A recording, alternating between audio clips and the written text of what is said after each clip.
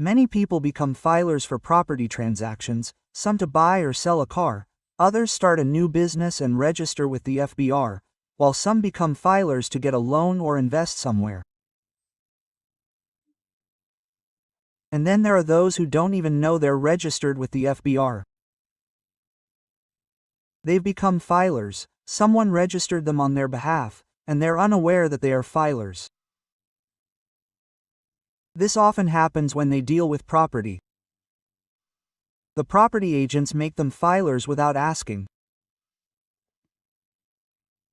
So, if someone became a filer to buy property, and they've bought or sold the property, or became a filer for car transactions, and that's done, or for a business that's closed, or for any reason someone feels it's no longer necessary to be a filer, that it's not benefiting them, then people think, now we have to file returns every year, which will cost us money, so why not just close this FBR account?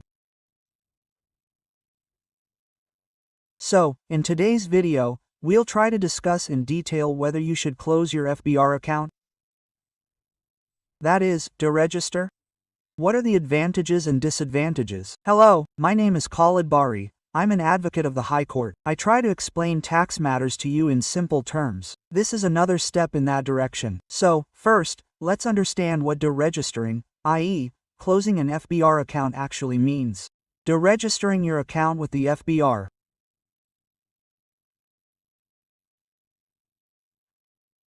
officially tells them your income or business has ended, and you're no longer part of the tax system because taxes no longer apply. But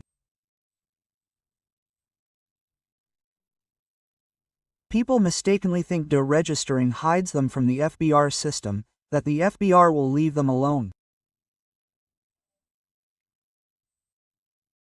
Legally and practically, this isn't true. Deregistering doesn't remove you. People want to close their accounts because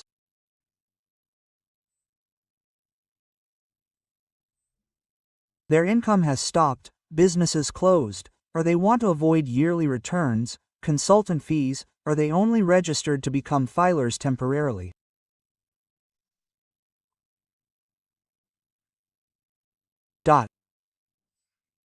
These are reasons people deregister.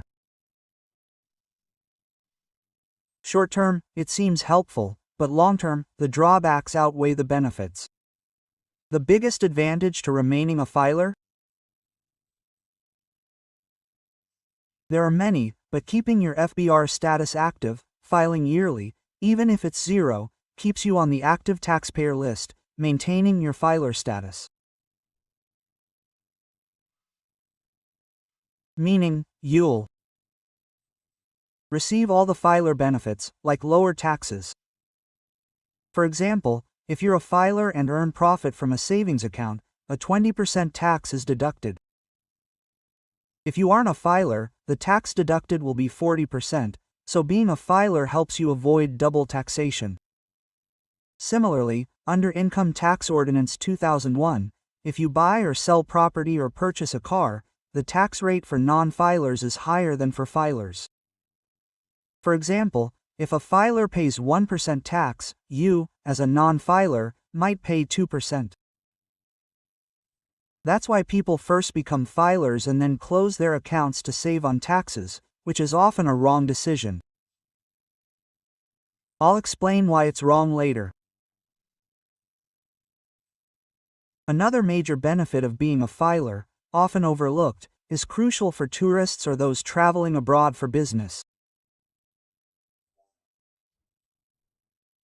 When you apply for a visa, even for study, work, or a visit, the embassy doesn't just look at your passport, they check your financial position.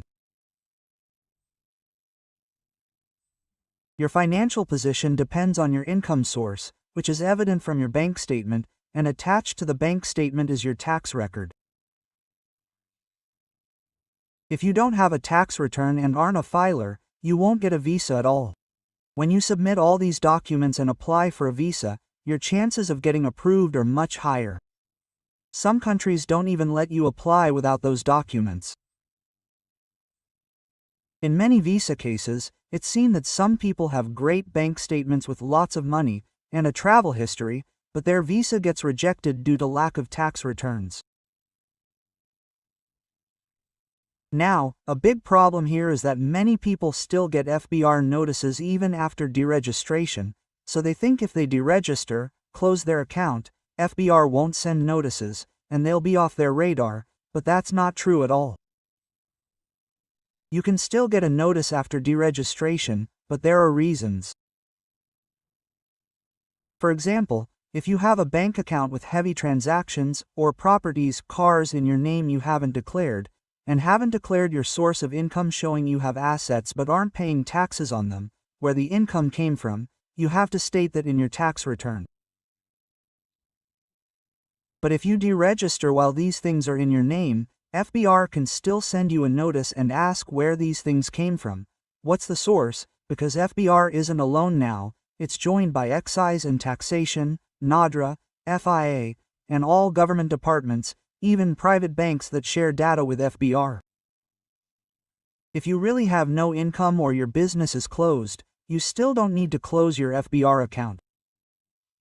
The best solution is to file a zero tax return, which is legal, keeps your filer status safe, and makes future planning easier. You can apply for visas, and the risk of notices is reduced. Now, let's see when deregistration is a good idea, when closing your FBR account is better, and when we should really decide to close it because it will actually benefit us. Look, deregistering isn't always wrong. It has advantages in some cases, even better in some cases. For example, if your business is permanently closed and you don't plan to reopen it in the near future or do any business, or you're permanently moving out of Pakistan and you have no property in Pakistan, no car in your name, not even a bank account in Pakistan, and you're sure you won't have any income from Pakistan in the future, no bank transactions, and no plans for any, then you can deregister.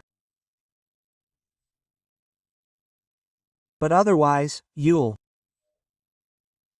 find more disadvantages than advantages. Here's my legal advice. With over 10 years of experience in tax, I've observed that most people benefit more from keeping their FBR account active. It's much better. Filing a return is far better than deregistration. Even a zero return filing is many times better than deregistration. Tax history is very important for visa, immigration, and foreign travel.